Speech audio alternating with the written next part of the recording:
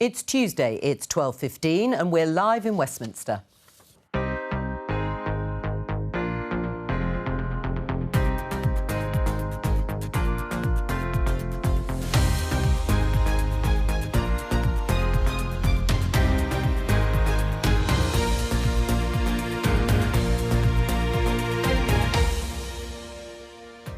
Joining me, Conservative MP Scott Benton, Labour MP Emma Lewell-Buck, New Statesman contributing writer Paul Mason, and writer and commentator Isabel Oakeshott. Today, while this went on in Afghanistan, a whistleblower paints a picture of chaos in London. I'm deeply concerned by many of the things that the whistleblower has raised, including about all those at the very top of the department. Some of the criticism seems rather dislocated from the facts on the ground, the operational pressures. The footage of the little boy saying, "No one loves me," will remain with many of us. I think parents hugged their own children a lot harder when they heard that. After the murder of 6-year-old Arthur LABINJO-HUGHES, a search for answers. The government's Borders Bill is meant to tackle channel crossings. We'll ask my guest, Scott Benton, why he thinks human rights laws are the problem.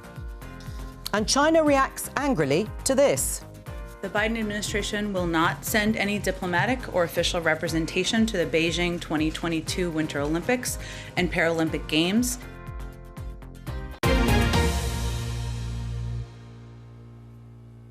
Let's start with the update on COVID from Sajid Javid, the Health Secretary. Yesterday in the Commons, he said there were 336 confirmed cases of Omicron, the new variant, across the UK. He continued to say that vaccines are the first line of defence. And on that subject, let me just show you this graph. It's representing a new poll out today, asking people on a scale from 0 to 100 how warm they felt towards those who have been vaccinated and those who haven't been. And as you can see there, the public gave an average score of 82 out of 100 for vaccinated, and not vaccinated far lower, just 23 out of 100.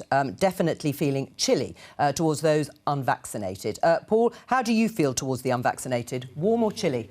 I'm getting chillier, to be honest, because this new Omicron variant, we don't know how damaging it's going to be or how fast it will spread or whether it will mutate some more. And I understand why people are vaccine hesitant. There are some people from ethnic minorities who believe the government might be experimenting on them, even now. And there are people who've traditionally not liked vaccinations. But I just think we need to start placing gentle pressure on people to get vaccinated, and through leadership, through persuasion, and where necessary by shutting off some avenues of public life until they do. Right. Shutting off which avenues?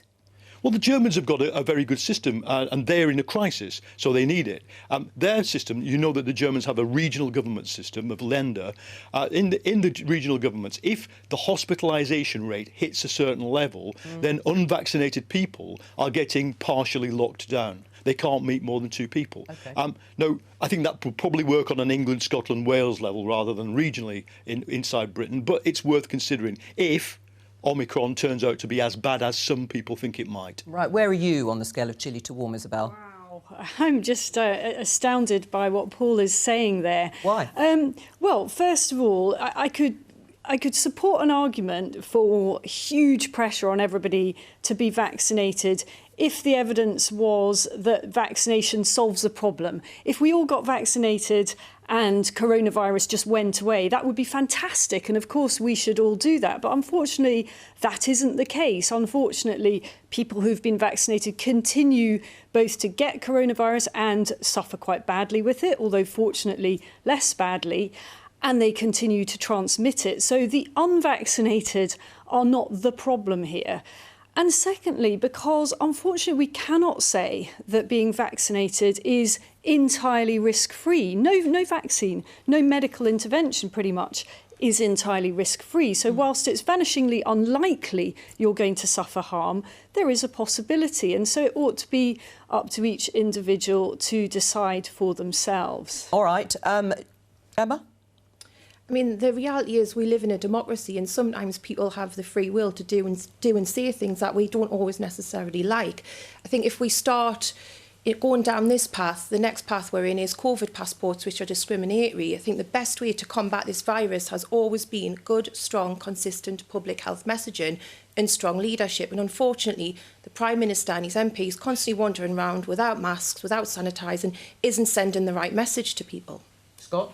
The vaccine rollout has been a tremendous success for this government. It's saved 130,000 lives. We now have 9 out of 10 people aged 12 and above who have had those vaccines. So they are working. However, we do live in a free and open society, and it has to be the individual's choice as to whether or not they want to be vaccinated. And certainly as a backbench MP, I could never support some of the measures taken in countries such as Germany, which in essentially are compelling people to have the vaccine, which is completely wrong. All right, well, let's have a look at this. Paul, I'll read it to you. It's the New York Times tweet. Breaking news, New York City will implement a sweeping vaccine mandate for all private employers. It'll take effect on December the 27th, Mayor Bill de Blasio said, calling it the first mandate of its kind in the US. Could that happen here, Paul? Well, I mean, look, I'm not proposing something like that. I mean, that's pretty extreme. And but you know, on this question of free will, of course, people have the free will to decide to not be vaccinated. But we, as a democracy, I'm afraid, Emma, also have the ability to say, well, if you don't want to be vaccinated, then you forfeit some access to public space. That, after all, what was lockdown? That's not a democracy. Lockdown was people being denied access to public space who vaccinated or unvaccinated. So, you know, unfortunately, it's a crisis. It's a pandemic. We need public health measures that work. And I think judiciously and carefully, we need to persuade the remaining refuseniks to get that jab into their arm. I've had it. I refuse. I say to everybody watching, there's nothing to fear. Right. The side effects are nothing to fear. The biggest side effect you need to fear is this mutating to the point where it starts killing us in large numbers again. All right, we're going to move on. This story, BBC News, Afghanistan. Foreign Office chaotic during Kabul evacuation, according to a whistleblower who strongly criticised the Foreign Office's handling of the evacuation of Afghans after the Taliban seized Kabul. Let's talk to James Landale, the BBC's diplomatic correspondent. Hello to you. James, what else has Raphael Marshall, the whistleblower, said? Well, essentially, his evidence, 39 pages of it, to the Foreign Affairs Committee, is one of those reports where the slow build-up of relentless, remorseless detail has the impact. The picture that he paints is one of a Foreign Office where the system simply didn't work. Emails not being read by their thousands. Emails being read and pretended to be logged when they hadn't actually been logged into the system.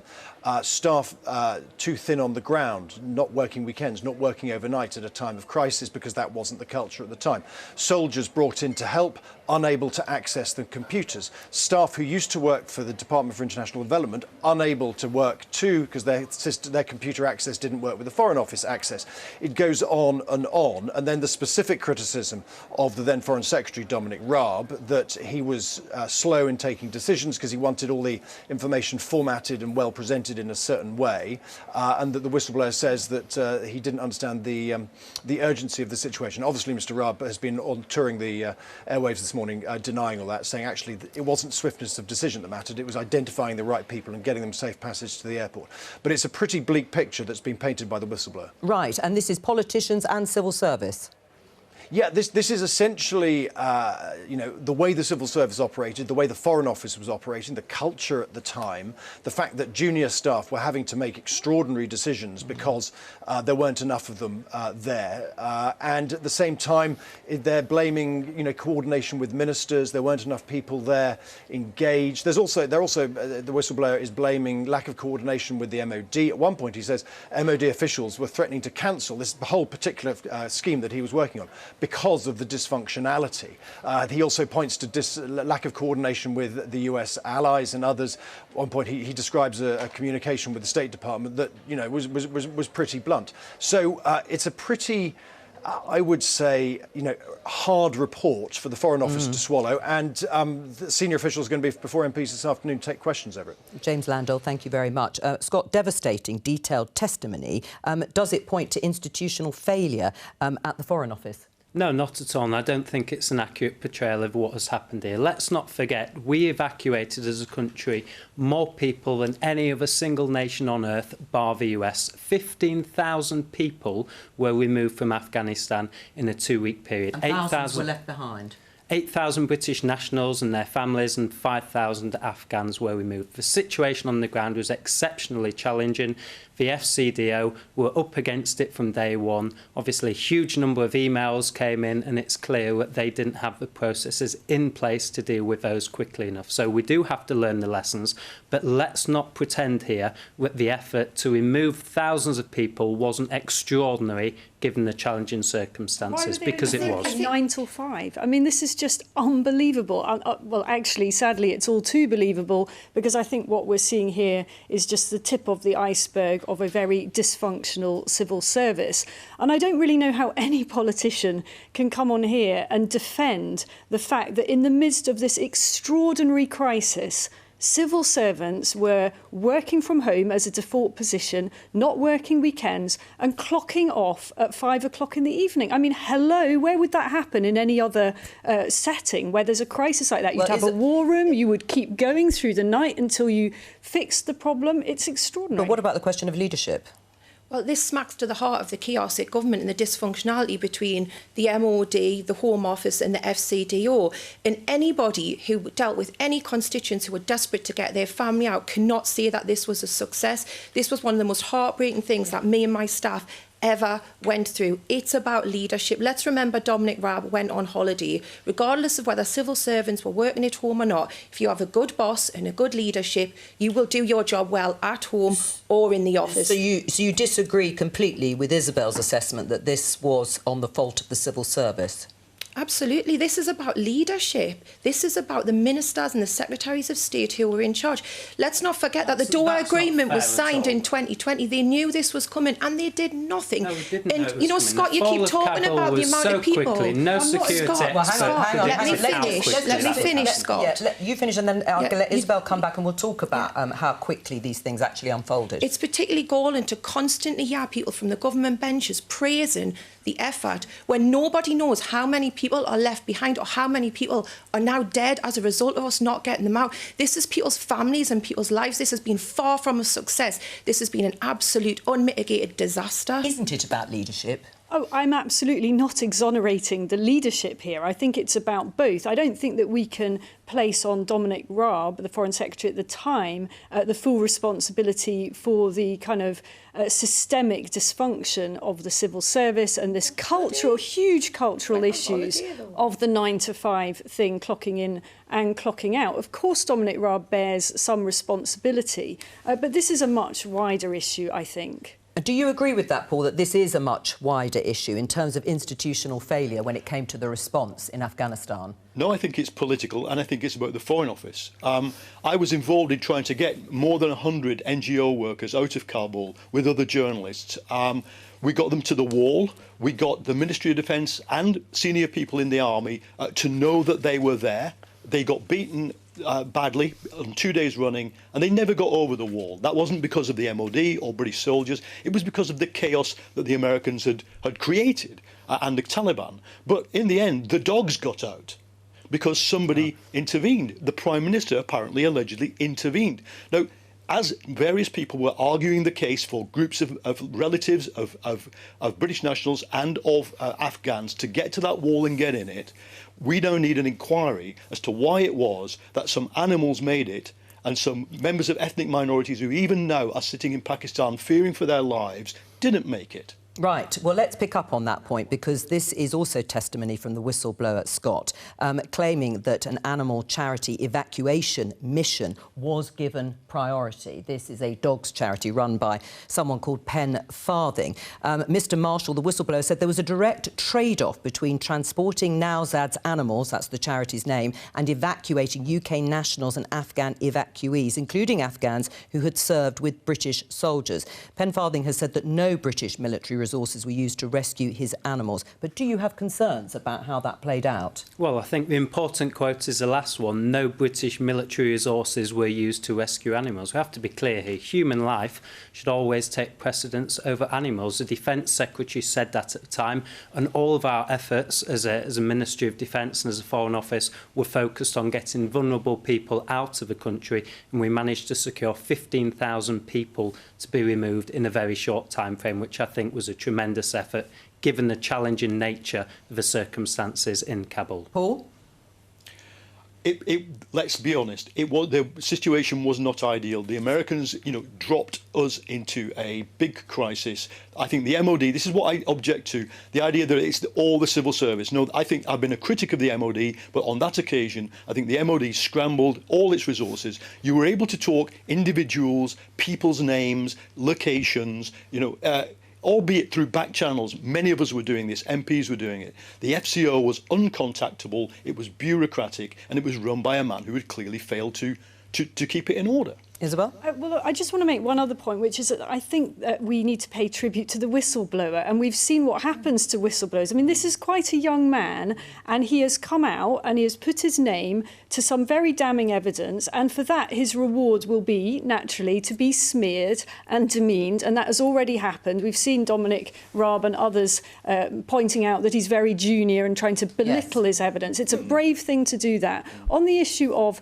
Petgate, that pen farthing that ran the charity made life extraordinarily difficult for the MOD. He ran a very, very sophisticated PR campaign. He pulled in every contact that he had to get social media up in arms about it. I know, because I talked to the MOD at a time, how they were tearing their hair out at how to get out of this situation. I don't believe that resources were used that could have been used for to get humans out of there. They tried very hard not to do that. All right. Just comment on Isabel's points. Actually, the loudest calls were from Labour and Liberal Democrat MPs to suggest that animals should be evacuated ahead of humans. Really? I think that's a fair assessment. Absolutely. I'm a Labour MP and I wasn't doing that. I'm sorry, but you're talking nonsense. If you look on social media, there's an urgent question in the Commons as well on this issue, and people have to get the priorities right. All right, well, Emma, you might want to respond to that. Is that what the focus was of Labour MPs?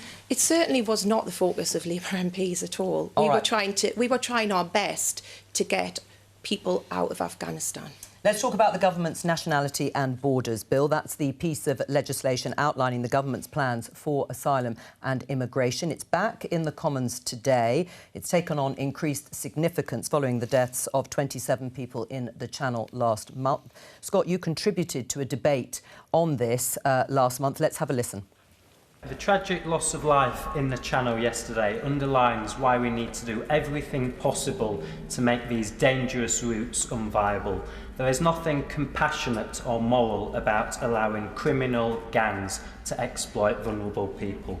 The Leader of the House has already mentioned the Borders Bill, but I fear that we won't be able to gain back full control of our immigration and asylum policy unless we scrap the Human Rights Act.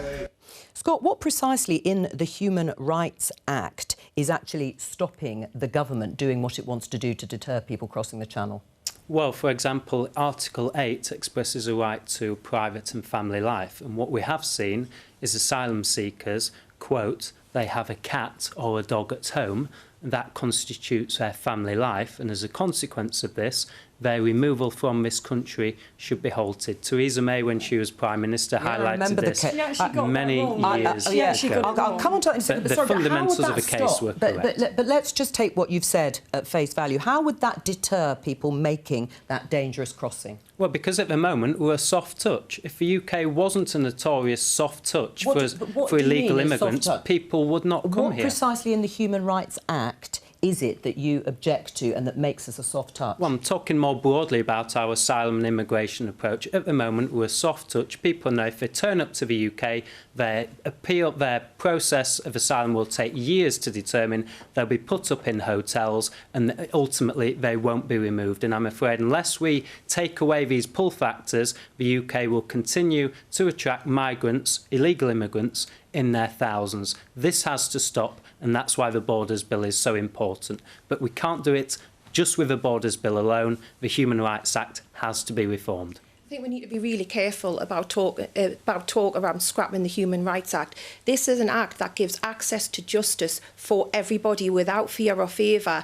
You talk to anyone who was involved in the Snatch Land Rover case, John Warboys, the taxi rapist, Hillsborough, Mid-Staffs Hospital. All of those people used that act to get justice. How on earth can anyone say they would want to see that scrapped? Because those provisions are already on the statute book. Let's separate the Human Rights Act from human rights. Well, you can't. It does what it says on the tin. No, the two are completely separate. You can remove the Human Rights Act and human rights would still be enshrined within British law. And in any case, the Conservative Manifesto, when we pledged to do this years ago, said it would be replaced by a British Bill of Rights. It's a standard from the Tories. Any time they don't like a piece of legislation, I know what, let's scrap it. Let's get rid of it. If people have access to justice, let's make sure they can't and we'll get rid of it. This is pretty standard from you, isn't it? The Human Rights Act allows foreign national offenders to stay in this country, supported by Labour MPs who don't want rapists and murderers deported. Scott, that's the problem with the Human Rights Act. But it's your MPs who lobby the government for these foreign national offenders to stay in the UK. Emma, to you, are you saying that you should never change legislation, that it should always stay on the statute book in its existing form? Not at all. I mean, I've been in Parliament for a long time now and I've changed pieces of legislation. That's not what I'm saying, but to talk about scrapping an entire act that gives justice to all of those cases that I've just mentioned is very foolish and very reckless, and you shouldn't go down that route. Isabel? I think Scott's absolutely right about the pull factors. I mean, the reality is we are seen as a completely soft touch. If we did what Australia does, which is to make it an absolute default position that if you come across to Australia illegally, you will not be granted asylum. That is their position. They've solved the problem. Guess what? People know that if they go over there on a boat, they will not be able to settle in Australia. End of problem. Right. This bill doesn't do that. Right. Well, this bill doesn't do that. It pretends it does, but it doesn't. Would scrapping the Human Rights Act stop people making those dangerous crossings to come to the UK to claim asylum? I've interviewed, Niger bricklayers on waste ground in Morocco who've been beaten, who are starving. I say, why do you even want to come to Morocco, let alone Britain? And they say, come to Niger and you'll find out. The push factors from a chaotic and poor world in the global south will always be there. So whatever you want to do to the Human Rights Act, it won't stop refugees. This law is a racist law. The arguments being presented for it, we've heard them there. Illegal immigrants. There's no such thing.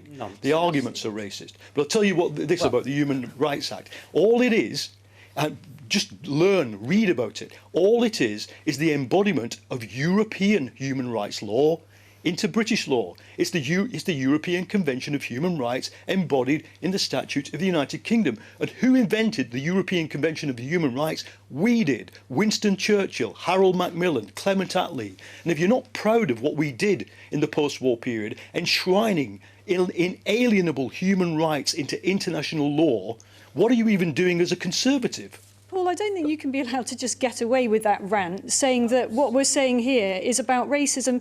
Can you just explain to us precisely what it is that anyone around this table has said that qualifies as racism? There is no such thing as an illegal immigrant. Illegal immigrant. Well, what's that got to do with racism? I'm sorry. Please explain. So it's a word that racists use. And citing the rapists and the violent offenders and the rest of it, the child molesters, that is, again, associating people who are simply trying to come here to escape, in many cases, torture, rape, violence. It's associating them with crime. There's no racism there. I'm sorry.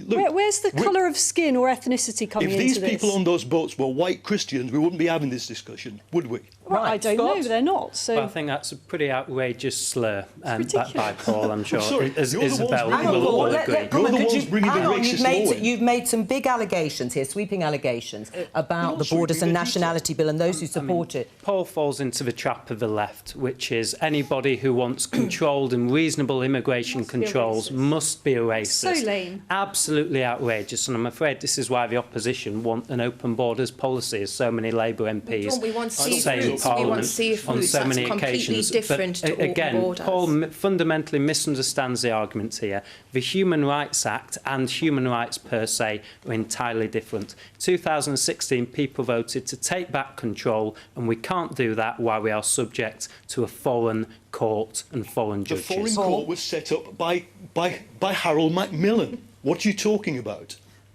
You still haven't Scott? justified your racism claim. Well, hang on. Let's do one thing at a time. First of all, Paul, you've made this claim that this is racist legislation. Yes, it is. But what is wrong with a government wanting to try and stop people making a dangerous crossing, and those crossings are illegal, that route is illegal, and then losing their lives? I'm sorry, Jo, what is illegal? Tell me what is illegal about landing on the shores of Britain and claiming asylum. Just explain it to your viewers. Right, well, if they are crossing in small boats that are dangerous, they have paid thousands and thousands of dollars, euros or pounds to people smugglers to get in those boats, then people would say that is an illegal trade. People would say, so you're not saying anymore that it's illegal, because it clearly is not. It is not illegal to arrive on the borders of this country and claim asylum. I'm talking about the route, not the arrival once they're here on those shores. Now, if you want to, hang on, if you want to repeat that this is racist legislation, you will have to explain to our viewers why it is that you think that Scott, who is supporting this legislation, is a racist. No, the two don't necessarily follow. I don't know Scott. I don't know anything about him. But I'll tell you this. This legislation is designed to depict asylum seekers as people with less than full human rights. That's the essence of it.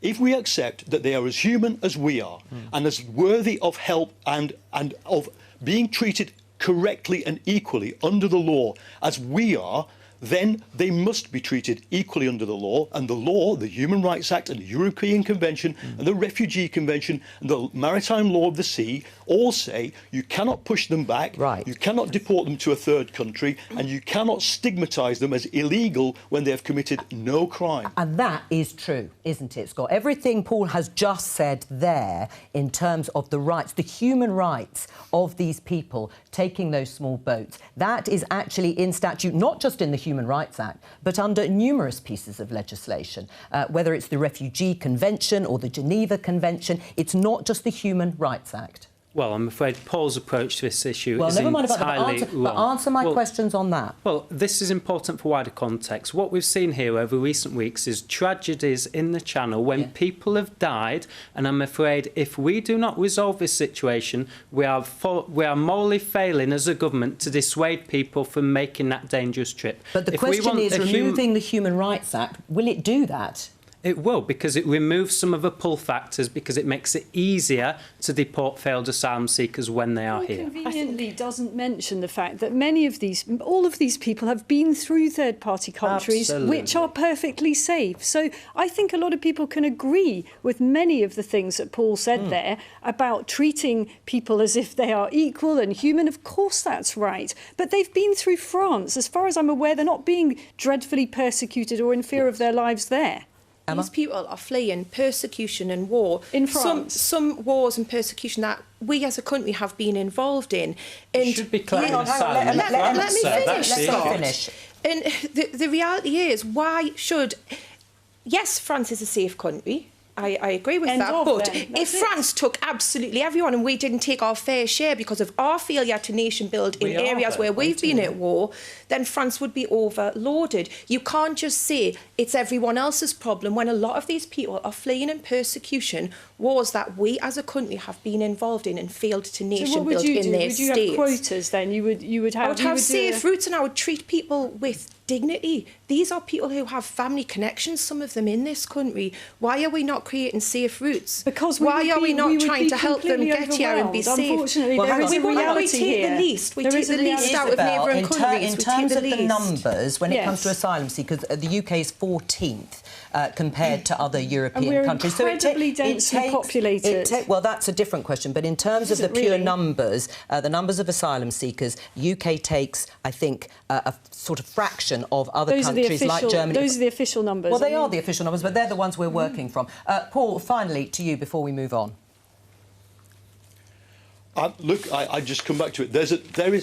There is an amendment, NC 10 for the MPs among you, proposed by Neil Coyle, the Labour MP. It's got cross-party support, except, of course, from the Conservatives. And it simply says you create a conditional right to safe passage across the Channel, conditional on presenting your asylum case in France. I think That's not perfect, but it should stop the boat crossings overnight. And I hope that MPs this afternoon will give it a fair hearing. All right, on that, we're going to turn to the murder of Arthur LABINJO-HUGHES. The 6-year-old from Solihull was beaten, starved and poisoned before being killed by his stepmother and father last June. They've now been jailed for 29 and 21 years, respectively. Let's hear some of last night's debate in Parliament about his death. No one loves me. No one is going to feed me. Those are the words that broke the hearts of my town, and it seems our country as well. A young lad who never had a chance. He experienced unimaginable brutality in his short life. I am as determined as everybody in this House to get to the truth and expose what went wrong and take any action necessary to protect children. To do so, serious questions need to be asked. Nadeem Zahawi there. Those serious questions will take the form of a national review into Arthur's death and what went wrong. That's due to start as early as next week. There's also going to be a targeted inspection of safeguarding agencies in Solihull. Emma, you're a former social worker. What do you think went wrong here? I can't quite frankly get my head around it, to be honest. Everyone who I used to work with is really shaken up by this case. You know, the child protection community is quite small, and this reminds us of cases that we've all been involved in and where we've all rescued children from some horrible situations. Now, the systems in place, we have a real watertight child protection system in this country. The systems in place for the police, social workers and the NHS to work together are there. So that they weren't followed, there is clearly something gone drastically wrong. But you cannot divorce this tragedy from the overall cuts to the sector, the sweeping away of support services, the government's relentless pursuit of privatisation and deregulation of the sector, because those are things that are having an impact on those workers on the ground. Right, and let's look at the cuts, first of all, and there have been significant cuts to budgets right across the board in terms of local councils and provision of children's services. Scott, do you accept that that may have contributed to what went wrong here? Well, let's just be clear on the financial position. Local government budgets have risen for the last few years here. Last year, the government made an extra £6 billion available for local councils, a great deal of which has gone into children's care departments. So I don't think this is a financial issue here. It's clearly one absolutely appalling, tragic case. We need to get to the bottom of exactly what has happened here, and that's why I'm so pleased to hear that the national review has been launched, as well as a particular local inspection, and rightly so, in Solihull to work out what has happened with the safeguarding partnership, which has so clearly failed. I mean, what's clear, Emma, is that there has been contact. There was contact. Social services were engaged in this case. I mean, it emerged during the trial that social workers saw Arthur 2 months before his death and concluded there were no safeguarding concerns. People will be asking, how could that level of abuse have been missed? And that's what I went back to before, that I can't get my head around that. There are clearly particulars here where people have missed things or something's gone wrong and the wheel has fell off somewhere and this poor little boy has paid with his life. But just going back on what Scott said, Scott, there's been a 60% funding cut to local authority budgets. I worked as a local authority social worker when cuts were coming, and I know the difference that made to my job. I was working 7 days a week, sometimes 15, 16 hours a day, and I couldn't keep on top of it. My caseload went from the recommended 15 to 45. How can you look after 45 children appropriately when all the support services and all the resources you used to rely on have been completely stripped? Yes, there will always be people who will do unspeakable things to children, but those of us who are working in that field and trying to put a stop to that need the support services and need the finances and resources to be able to do it, because if not, things get missed and children's lives are lost. Scott? Well, Emma, to be fair, in your opening comments, you did say something has clearly gone wrong. So let's not make this an issue of who can spend more on local government budgets. That's not the case at all. It's entirely appropriate. A national review has been commissioned. Let's get to the bottom of this, because there's nothing more important than protecting our children, and we need to understand why this tragic and appalling failure has occurred. Right. Would you accept, though, that the services are stretched? I think services are stretched at a local government level. I mean, if we want a debate around why that's the case, let's go back to 2010 when Gordon Brown left the economy and the budget. Let's not go back. Let's not go back to that. That's what we're dealing with here. All right, well, the reaction since 2010. So many sickening aspects of this case, but one line that really stood out for me was the report from relatives who said that they wanted to go and check on him and they were threatened with prosecution for breaking lockdown. I think there is a serious lesson here to be learned about the collateral damage, the appalling risk to children of locking people down with such draconian rules around it that we somehow put the risk of COVID ahead of the safety of children. All right, well, look, the sentences of the two are being reviewed. I mentioned them at the beginning, 29 and 21 years respectively. This is a piece in the Sun newspaper. We can show you Boris Johnson backs calls for longer sentences.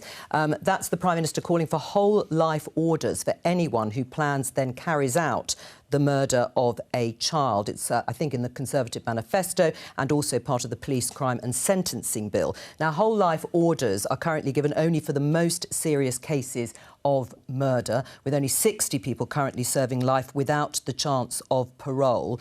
Paul, should the likes of Emma Tustin and Thomas Hughes be given whole life tariffs? I mean, they've been given pretty severe sentences, and those sentences may increase. That what we're talking about here is, as I understand it, there was a text message from the father to the woman who killed him, saying, "Just finish him off," or something like that. No, that I think is the and that got resulted in a manslaughter charge.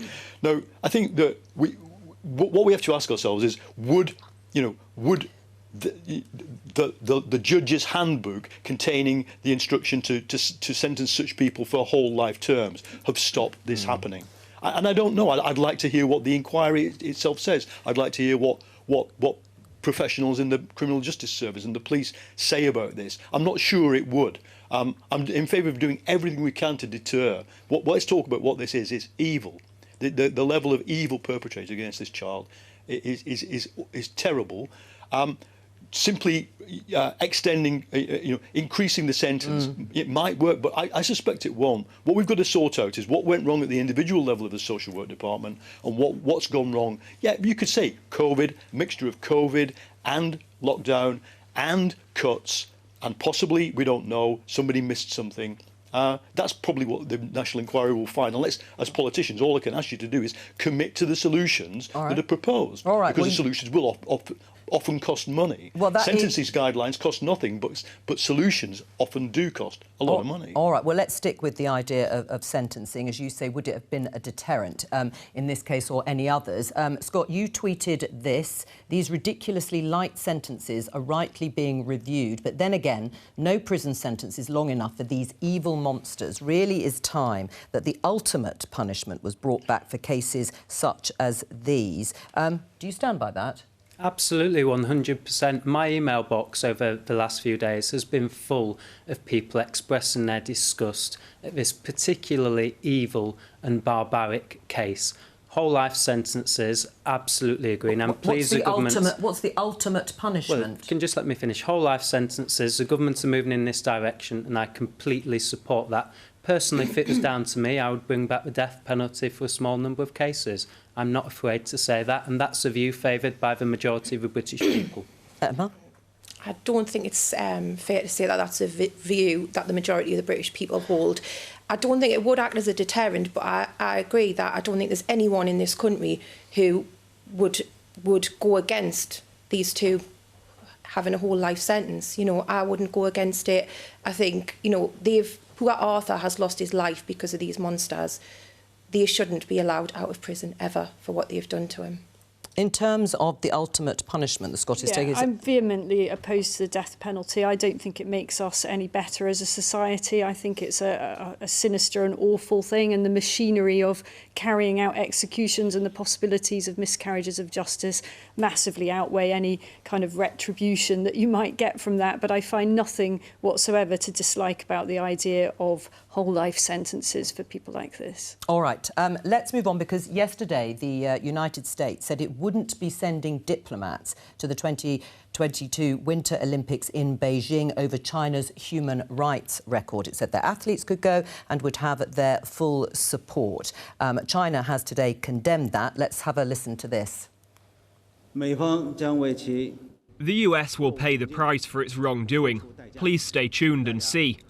The US action seriously violates the principle of political neutrality in sports established by the Olympic Charter, runs counter to the motto of a more united Olympics, and stands against the broader community of athletes and sports enthusiasts of the world.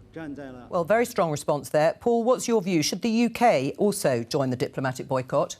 Well, I think the West has to try and speak with one voice to China. We have to learn to live with this rising superpower of the 21st century. It's not going away. It won't stop doing the things it does, which is, afraid to say, genocide against one of its ethnic minorities, the Uyghurs, cracking down on the Hong Kong democracy, and now allegedly intimidating Hong Kong democratic people here in London. So we've got to speak with a united voice, and if the Americans are prepared to stand up and say diplomatic boycott, then I think the UK should join in. Will it change China's behaviour? Not an item. No, because what you've got to try and do is draw red lines and shape and limit what China is doing in terms of its own anti-human rights culture. Right. Scott, what do you think? Should we join the Americans and New Zealand, who have also now committed to a diplomatic boycott? Well, I think the actions of the US administration are a bit of a half-baked measure, to be entirely frank. If we're serious about sending a strong signal to China,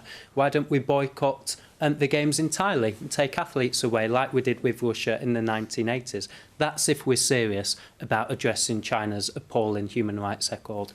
My concern at the moment is all Western nations don't quite know how to handle China. One moment we're cozying up to them for international trade, the next moment we're criticising their human rights record. So let's have a bit of consistency across the West on how we approach China and the threat they possess to Western security. Emma? I think Scott hit the nail on the head there. Our foreign policy approach in this government towards China is really confused. It's one of competitive cooperation. That doesn't even make sense. They say they'll deal with the threats that China pose to us at the same time as saying they want to continue close and cosy trade relationships. Well, the two are just completely incompatible and confusing. I think we should follow the US on this because it would send a clear message of where we stand as a country in relation to China's human rights abuses and genocide. I wouldn't have given China the Beijing, I wouldn't be having the Olympics there at all in the first place. We shouldn't be doing it and shouldn't be having any part of it. This is the first thing that Joe Biden has done that I actually approve of. I wish he'd gone further, and we should absolutely follow suit. And I don't think you go far enough in terms of your criticism of our approach to China. Our approach is utterly complacent. We do not see what they are doing. We don't seem to want to see what they are doing. We should be much more robust. Right. I mean, Paul, Scott saying that actually the government, his government, should go further, shouldn't be sending athletes. I mean, we're not even doing a diplomatic boycott at the moment, but we should go further than that. If you were going to do it, we need to do it as one Western democratic alliance. And I think that but you don't just feasible? do it. Is that feasible? Well, I think it is, and what you have to then do is build. You have to build. There are swings and roundabouts of building diplomatic coherence for the West response to China, and this is only part of it. Our response to the Hong Kong crackdown has been confused and belated, and our responses to many of the abuses that China perpetrates, through its foreign policy, including its influence operations in Western democracies, are just confused. Now, I think. Part of that is you want to give countries the benefit of the doubt. You want to celebrate the rise of a country of 1.3 billion people out of poverty. You want all those things. And at a time when I used to travel to China for the BBC and Channel 4, to be there, it was moving in a more democratic direction. There was greater openness. You want to encourage that. But in the end of the day, what Xi Jinping has done is a massive reverse out of all the openness and all the reforms. And I think that, we just need to build a consensus about how the West is to coexist with this superpower and how it places limits on its behaviour. And that's not easy to do. Right. Would you like the government to listen to you and some other Conservative MPs who also want a much more hawkish response to China? I would. The government's had a foreign policy review. Obviously, dealing with China and Russia, by the way, are probably the two biggest strategic priorities for the government in terms of foreign policy. So I think we do need more engagement with MPs on the issue, yes. That's all we've got time for. Thank you to all of my guests. I will be back tomorrow at 11:15 because it is Prime Minister's Questions from all of us here. Bye-bye.